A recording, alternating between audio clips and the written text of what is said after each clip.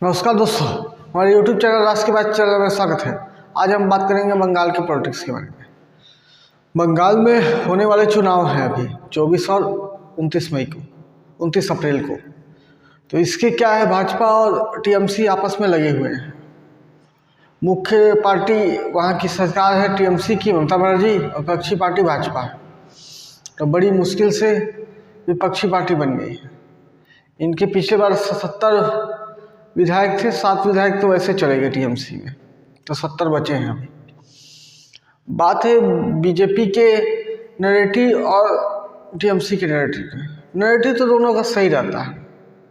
दोनों अपने अपने दावे अच्छा करते हैं टीवी मीडिया में, सब में। लेकिन वहाँ की बात है बूथ की बात है, बूथ मैनेजमेंट की बात है। बात तो ये है, वहाँ बंगाल में बूथ अध्यक्ष की जिम्मेदारी लेने वाला कोई नहीं रहता। एक भय का वातावरण रहता है। जैसे अभी चुनाव आने वाले हैं तो एक डर का माहौल वहाँ बनने लगा है। एक कार्यकर्ता की मौत का आंकड़ा धीरे चालू हो जाएगा। पिछले बार लगभग 13 बीजेपी के कार्यकर्ता मरे थे और 5-6 टीएमसी के कार्यकर्ता। तो जैसे जैसे मौत का आंकड़ा जिसका बढ़ता है उस पार्टी का मोटिवेशन डाउन होता है। मान लीजिए बीजेपी के मौत का आंकड़ा बढ़ेगा तो बीजेपी के वोटर या बूथ में करने वाले कार्यकर्ता वोटर को निकालने में डरेंगे। तो वो सामान्य कार्यकर्ता, किसी भी देश का सामान्य वोटर, गरीब और मिडिल क्लास व्यक्ति, वहीं से राजनीतिक बदलाव होते हैं, राजनीतिक सामाजिक बदलाव होते हैं। हाई क्लास किसको वोट दे किसको वोट ना दे फर्क नहीं पड़ता उसका, लेकिन जो मिडिल क्लास और लोग गरीब होते हैं उनसे फर्क पड़ता है।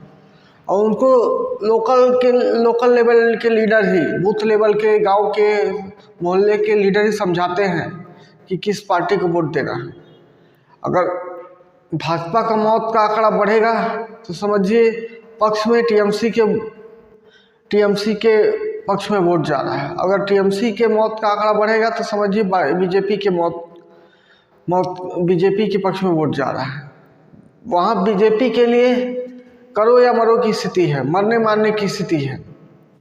क्योंकि ममता बनर्जी ने जिस कम्युनिस्ट सरकार को उखाड़ के फेंकी है,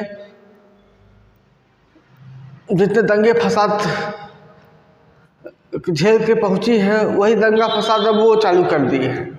और जानती है, एक बंगाल देखिए, बंगाल राज्य है, राजनीतिक स्थिरता वाला राज्य है, फ्लक्चुएशन नहीं है। 6 महीने 4 महीने में, साल भर 2 साल सरकार गिरने वाली। जिसकी भी सरकार आई है, मजबूत सरकार आई है और बड़ा संवेदनशील सरकार रही है, जो सरकार अपने वोटर्स की भावना को समझती है। और कहा यह भी जाता है, ममता बनर्जी का चुनाव लड़ने का तरीका है 30%, मतलब 100 सीट है जहां बंगाल में, वहां 100 सीट में 30% से ज़्यादा, 30 या 30% से ज़्यादा मुसलमान हैं। तो वो 100 सीट तो ममता बनर्जी का एकदम फिक्स है। तो ममता बनर्जी के बोला जाता है कि वो 100 सीट से तो चुनाव लड़ना चालू करती है। ये बीजेपी के लोगों को, बूथ मैनेजमेंट लोगों को, एक स्वाभिमानी लोगों को बड़ी चिंता की बात है कि वहाँ काम कर पाना।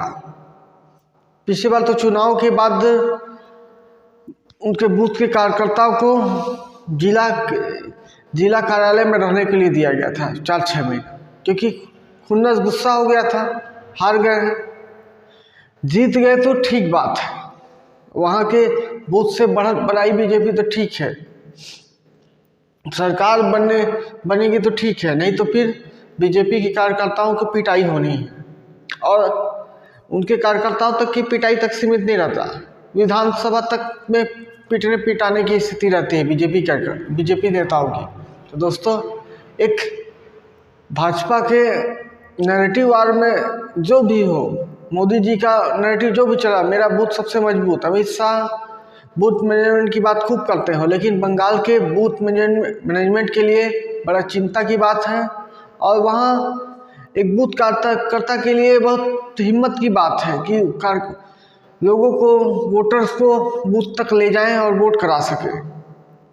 इसके लिए बीजेपी को अच्छा रणनीति और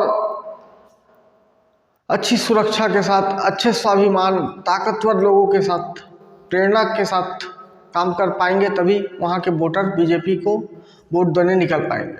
तो दोस्तों, एक बंगाल के बीजेपी वोटर्स, बूथ लेवल कार्यकर्ता के स्थिति के बारे में एक जानकारी था। आई होप आप लोग को अच्छा लगा तो वीडियो लाइक करें, चैनल पर नए तो सब्सक्राइब करें, दोस्तों को शेयर भी करें। धन्यवाद दोस्तों।